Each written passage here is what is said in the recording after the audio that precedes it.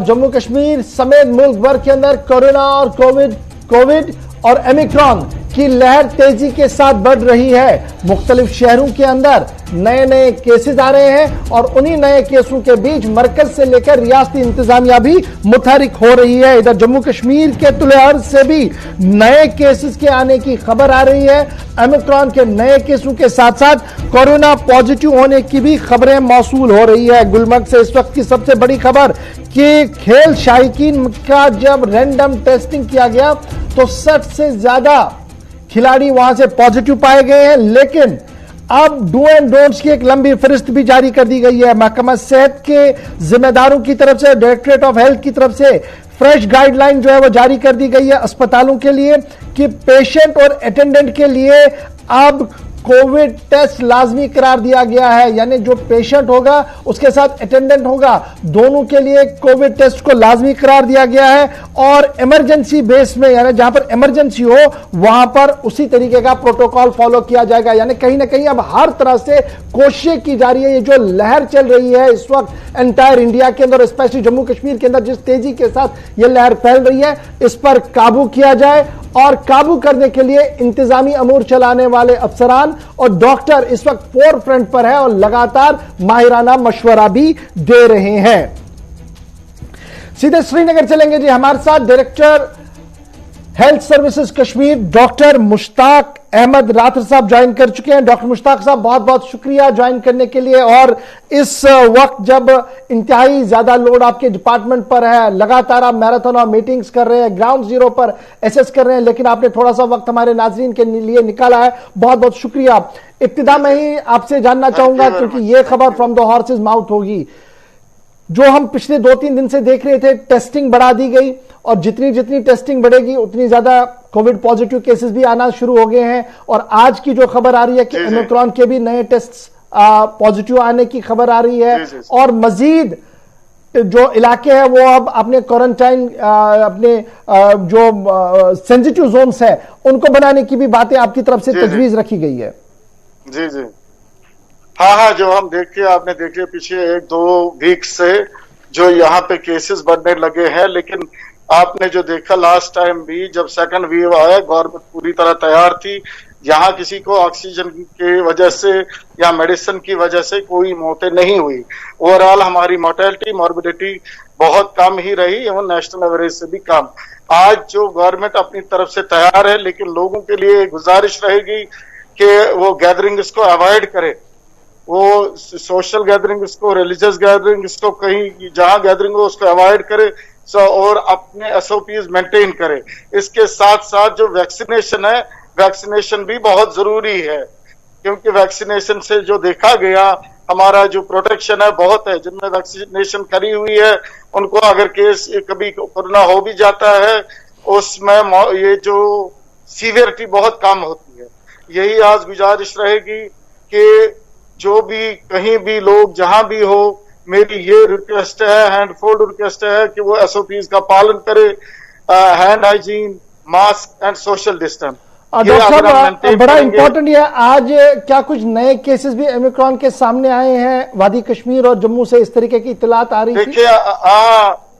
देखिए जी, ओमिक्रॉन के केसेस वादी में भी आ गए और यहाँ हमने जो उसकी, जैसे आपने कहा कि टेस्टिंग बढ़ाई गई, ये तो हमारी गवर्नमेंट के डायरेक्शन थे। जितना हम टेस्ट बढ़ाएंगे उतना हमें अर्ली पता चल जाएगा पॉजिटिव केस का, और जितना पॉजिटिव केस अर्ली हमारे कैच में आएगा उतना हम उसको आइसोलेट करेंगे और उससे फैलने के कम चांसेस होते हैं।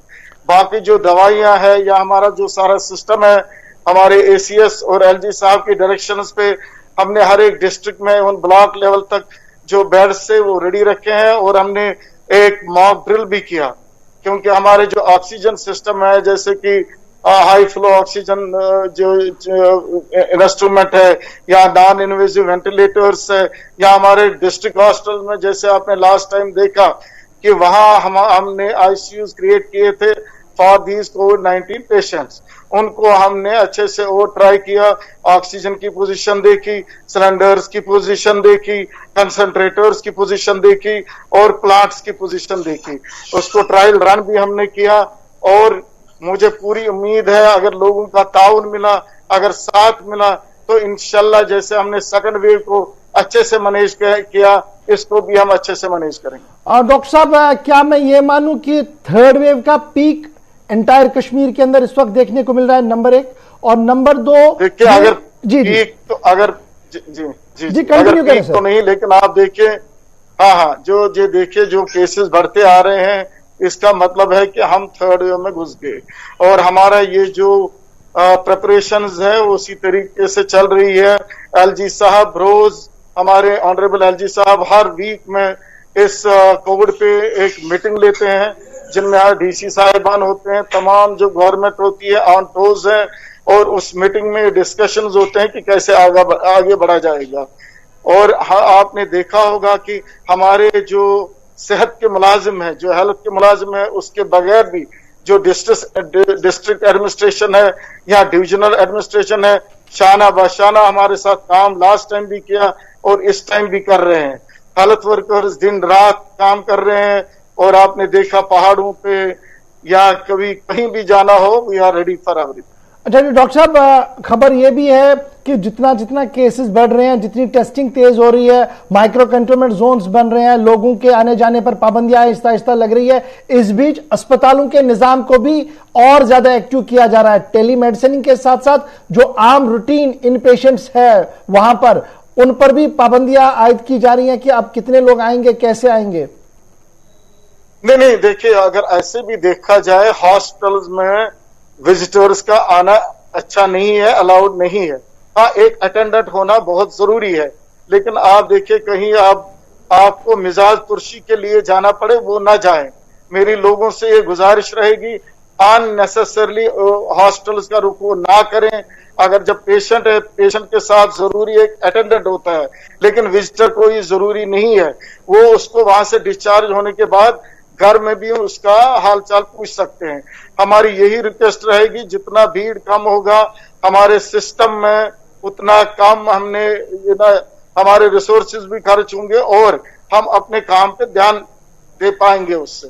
डॉक्टर साहब, आज एक ऑर्डर भी आया है कि पेशेंट और अटेंडेंट का टेस्ट होगा। क्या सिर्फ पेशेंट अटेंडेंट का होगा, या जो लोग देखने आएंगे अब उनके लिए भी फिर वहां पर वो टेस्टिंग की फैसिलिटी होगी? नहीं, पहले गुजारिश तो यही रहेगी, जो खबर पुरशी के लिए आते हैं, मिजाज पुरशी के लिए आते हैं, अटेंडेंट एक तो होना चाहिए, वो हम मानते हैं, वो जरूरी है, क्योंकि एक अटेंडेंट पेशेंट के साथ हो। हालांकि कोविड सिस्टम में हम खुद ही अटेंडेंट भी होते हैं, खुद ही डॉक्टर भी होते हैं, खुद ही नर्स भी होते हैं, लेकिन उसके बगैर जो अदर हॉस्पिटल्स हैं, जहां आप जाना कोई और डिजीज हो, लोगों को यही गुजारिश रहेगी कि वो अननेसेसरी ना जाए। अब अगर कोई जाएगा भी, ये हम ऑलरेडी चल रहा है, हमारे जो भी ओपीडी या आईपीडी पेशेंट्स आते हैं उनको हम रैट टेस्ट जरूरी करते हैं। और आज हमने ये भी कहा कि अगर अटेंडेंट भी आएंगे तो उनको भी आप टेस्ट करें, और एसओपीज का वो पालन कराना बहुत जरूरी है। मास्क रखना उनको जरूरी है, और ये टेस्ट करना जरूरी है, ताकि जब वो अंदर आएंगे, अंदर हमारे पेशेंट जो है उनकी इम्यूनिटी कम होती है, चाहे कोई भी हॉस्पिटल हो, और जो अपना स्टाफ, हमें वो तो हमारा बचाव है और उनका बचाव। डॉक्टर साहब, टेलीमेडिसिन का भी प्रोग्राम शायद हाथ में लिया गया, इस तरीके भी खबरें हैं कि अब इसको देखते हुए ओपीडी में रश कम हो। नहीं, आप देखिए, हमने जो कॉल सेंटर्स लास्ट टाइम भी हर एक डिस्ट्रिक्ट में रखे थे, यहाँ हमारा कोविड कंट्रोल रूम है जो डिविजनल लेवल का है, जिसका वो डिविजनल कमिश्नर साहब देख रेख में उनकी हमारे लोग हैं उधर, और कॉल सेंटर्स हमने रीएक्टिवेट कर दिए on the directions of government. किसी को भी कोई भी इंफॉर्मेशन कभी भी चाहिए या कोई कंसल्टेशन करनी है, वो तो इस पे कर सकते हैं, उसमें कोई परेशानी नहीं है। हमारे कॉल सेंटर्स पे भी डॉक्टर्स अवेलेबल, यानी कॉल सेंटर हर डिस्ट्रिक्ट अस्पताल के अंदर है हमारे पास। अच्छा डॉक्टर साहब, ये तो एडमिनिस्ट्रेटिव बात है, अब जरा माहिराना मशवरा भी आपसे ले लें, क्योंकि बहुत सारे लोग जो देख रहे हैं वो लगातार ये पूछ रहे हैं, जनाब कॉमन कोल्ड और ओमिक्रॉन की परेशानी, ओमिक्रॉन के कोल्ड में क्या सिम्टम्स सेम है या अलग अलग हो सकते हैं, कैसे ये पता करें? देखिए इसमें ज्यादा कोई फर्क नहीं है। कॉमन कोल्ड हो या आपका रेस्पिरेटरी रिलेटेड कोई भी रेस्पिरेटरी डिजीज है, इनमें ज्यादा सिम्टम और साइंस में फर्क नहीं होता। जैसा कि आपने देखा लास्ट टाइम भी, in addition to other thing, जैसे फीवर हो, खांसी हो, जुकाम हो, या आपका बुखार होगा, उसके बगैर एक चीज जाती थी जो स्मेल जाती थी, जो पर्टिकुलर था इसके बारे में। बाकी आप देखें majority of the times symptoms एक जैसे होते हैं। अच्छा डॉक्टर साहब, ये भी पूछा जा रहा है क्योंकि ओमिक्रॉन की टेस्टिंग के फैसिलिटी के बारे में क्या सरकार ने कोई और कदम लिया है? क्योंकि अभी जैसे हमने लास्ट टाइम देखा दिसंबर में सैंपल लिया, जनवरी में रिपोर्ट आई, ये जो टाइम गैप बीच में जा रहा है तो ये अलार्मिंग तो नहीं है? आप देखिए हमारा जो ये है एक टाइप जो इमीडिएट रैट जिसको बोलते हैं, रैट जो आपको विद इन मिनट्स आपका रिपोर्ट दे रहा है। जब जनरल मासेस को करना होता है तब एक इमीडिएट एंड क्विक मेथड होता है, जो फिर रैट में पॉजिटिव निकलेगा उसको फिर हम आरटीपीसीआर के लिए भेजते हैं। या 10% ऑफ द सिम्टम्स जो हमको लगे सिम्टोमेटिक है और उसको हम आरटीपीसीआर लेते हैं। हमारे पास रैट आरटीपीसीआर की कोई कमी नहीं है। जैसे कि मैंने आपको बोला, इवन मेडिसिन की कमी नहीं है, बेड्स की कमी नहीं है, ऑक्सीजन की कमी नहीं है। बस एक चीज मेरा रिक्वेस्ट है कि लोग देखिए, ये जो पीक्स रहते हैं, हमने इससे पहले भी ये पीक्स आई और ये पीक्स गई, लोगों ने हमारा साथ दिया, आप लोगों ने हमारा साथ दिया। जो मिथ्स आपने देखा वैक्सीनेशन में, कितना रूमर्स थे, कितने मिथ्स थे, सब खत्म हो गए। वो हमारी आवाज आप लोगों ने लोगों तक पहुंचा दी, उसके लिए मैं मीडिया का बहुत ही शुक्रगुजार हूं। वो मिथ्स हमने देखे कि खत्म हो गए हैं, लोग वैक्सीनेशन के लिए आ रहे हैं। ऐसे ही भी आज मैं आपसे रिक्वेस्ट करता हूं कि हमारी बात आम लोगों तक पहुंचाए और उनको बोले prevention is always better than cure, और परहेज इलाज से बेहतर है। वो प्रिवेंटिव मेजर्स लेंगे। बाकी गवर्नमेंट बैठी है, हमने जो करना है वो हम करते आ रहे हैं और पिछले साल से ही करते आ रहे हैं। अच्छा जी डॉक्टर साहब, ये भी पूछा जा रहा है कि ये जो एसिम्प्टोमेटिक पेशेंट हो जिसको ये पता लग गया है या अंदाजा है कि वो किसी क्लोज कांटेक्ट में आया है और खुद ही आइसोलेट हो रहा है, तो क्या उसके लिए कुछ प्रेस्क्राइब दवाई है या वो सिर्फ आइसोलेट होकर बैठ जाए? नहीं, आप देखिए, मुझे लगता है कि उसको एक बारी फोन पे ही डॉक्टर को कंसल्ट करें। मुझे सर ऐसे लग रहा है मैं रैट पॉजिटिव हो गया, मैं एसिम्प्टोमेटिक हूं, क्योंकि जो आइसोलेशन होम आइसोलेशन है वो एज पर लेटेस्ट गाइडलाइन हो सकता है। और क्योंकि जो माइल्ड एसिम्प्टोमेटिक माइल्ड पेशेंट्स वो घर में आराम से रह सकते हैं, लेकिन उसमें 2-3 चीजों का ख्याल रखना बहुत जरूरी है। एक तो ये है कि आइसोलेशन प्रॉपर हो, कि उनको एक अलग से कमरा मिले, अगर अलग से वॉशरूम होगा वो ज्यादा अच्छा है। और आइसोलेशन अपने घर के लोग भी हैं उनसे भी रखनी है। उनको अगर सर्व करना है तो डिस्पोजेबल इसमें करे, अगर डिस्पोजेबल नहीं है तो प्रॉपरली जो ग्लव्स लगा के वो लगा के और जो उसके यूटेंसिल्स है सेपरेट रखें। यानी कि आइसोलेशन पहले अच्छे से करना है, प्रॉपर आइसोलेशन। घर में ये नहीं सोचना है 2 दिन हमने आइसोलेशन और तीसरे दिन सब गुल मिल गए एक साथ। एक तो आइसोलेशन, दूसरा हो गया उसको कुछ चीजों पे खुद भी नजर रख सकता है। हालांकि हमारे जो टीम्स है वो कॉल पे भी अवेलेबल है। नियरेस्ट जो पीएचसी होगा, नियरेस्ट सीएचसी होगा, नियरेस्ट डिस्ट्रिक्ट हॉस्पिटल होगा, वहां से कॉल भी आएगा, या आप भी डॉक्टर को कॉल कर सकते हो। 2-4 चीजों, अगर फीवर लगे, अगर आपको लगे परसिस्टेंट कफ है कि खांसी रुकती ही नहीं है, फीवर रुकता ही नहीं है, और कोई तब्दीली लगे तो वो उनसे बात करके, उनसे मशवरा करके दवाइयां ऐड हो सकती है। अच्छा जी डॉक्टर साहब, ये भी हम देख रहे हैं, दिल्ली में हम देख रहे थे कि रैंडमली लोग खुद ही किट्स ले रहे थे, खुद टेस्टिंग कर रहे थे और एक कियोस्क था। अब थोड़ा सा उस पर थोड़ी सी रोक लगी है। श्रीनगर आते आते ये चीज थोड़ी सी जरूर बेहतर है, लेकिन अगर रैंडम टेस्टिंग की हम बात करें और जो कोविड एसओपीज जो फॉलो बहुत ही मुश्किल से हो रहा है, तो आपकी अपील जैसे आप कर रहे हैं वो तो जनरल है, तो क्या स्टेट गवर्नमेंट के लिए भी आपकी कोई एडवाइस होगी कि क्या कुछ और सख्त कदम उठाने की जरूरत है? क्योंकि जिस तरीके से हम बढ़ रहे हैं, हर दिन अब केसेस बढ़ रहे हैं, 300, 400 केसेस दोबारा एड ऑन हो रहे हैं, तो एक बर्डन तो at the end of the day system पर ही पड़ रहा है। ये नहीं, ये देखिए, ज्यादती अगर इस टाइम कहीं हमने लोगों को रोकना पड़ता है, कहीं it is in the interest of public. बिल्कुल, पब्लिक के लिए, पेशेंट के लिए गवर्नमेंट अगर कहीं पे भी मजबूरन होके चाहे जुर्माना लगाए, चाहे उस एरिया में आने जाने ना दे, ये इसलिए नहीं कि गवर्नमेंट खुश है इससे, नहीं, ये हमने तो लोगों की जानें बचानी है। गवर्नमेंट इसीलिए बैठी है कि वो लोगों की जान माल की हिफाजत करे, और उस टाइम अगर ये चीजें लगानी भी पड़ेंगी तो गवर्नमेंट उस टाइम लगाएगी। इस आज का मैं कह रहा हूं, देखिए कल से 40,000 टेस्ट हो गए, उससे भी ज्यादा।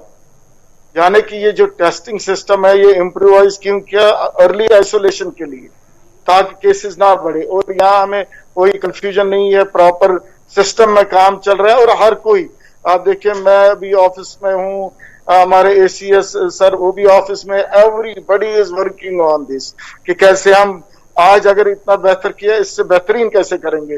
लेकिन गुजारिश यही रहेगी, हर कोई स्कीम तब तक कामयाब हो ही नहीं सकती, हर कोई पॉलिसी तब तक कामयाब हो ही नहीं सकती जब तक लोग साथ न दें। डॉक्टर साहब एक आखिरी चीज बड़ी इंपॉर्टेंट है, डीआरडीओ अस्पताल के हवाले से, क्या वो फुली फंक्शनल है और क्या रूटीन में वहां लोग जा सकते हैं या सिर्फ रेफरल है वहां पर?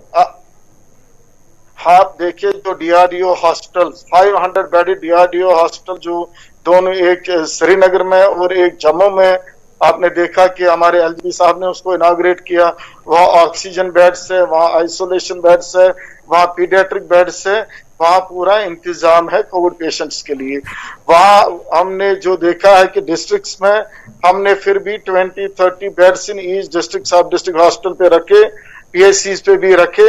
अगर उनको लगे कि पहले तो होम आइसोलेशन, उसके बाद अगर कोई माइल्ड टू मॉडरेट है वो तो हमारे हॉस्पिटल, सब डिस्ट्रिक्ट या डिस्ट्रिक्ट हॉस्पिटल में आ सकता है हमारी पूरी। उसके बाद अगर हमें लगे डीआरडीओ हम शिफ्ट कर सकते हैं, और डीआरडीओ के बगैर भी हमने टर्शरी केयर में कुछ स्पेशलाइज्ड बेड्स रखे हुए हैं। इसलिए किसी सिस्टम में जो ये 3 टायर सिस्टम है, चाहे होम आइसोलेशन है, चाहे मॉडरेट केसेस है, चाहे सीवियर केसेस है, हर एक डिस्ट्रिक्ट में और सेंट्रल लेवल पे पूरा इंतजाम रखा गया। बहुत बहुत शुक्रिया जी डॉक्टर राज साहब हमारे साथ ज्वाइन करने के लिए। डायरेक्टर हेल्थ कश्मीर बता रहे थे कि तैयारियां किस तरीके से हैं, क्यों लगातार लोगों से यह अपील की जा रही है कि वो एहतियात बरते, क्योंकि रफ्तार कोरोना की तेजी के साथ फैल रही है। और ये रफ्तार अगर आप देखेंगे पिछले 2 दिन के दौरान जो नेशनल हुकअप है दैट इज 25 to 30%, और ये बड़ी तेजी के साथ आना मतलब हमने बहुत ज्यादा एहतियात बरतना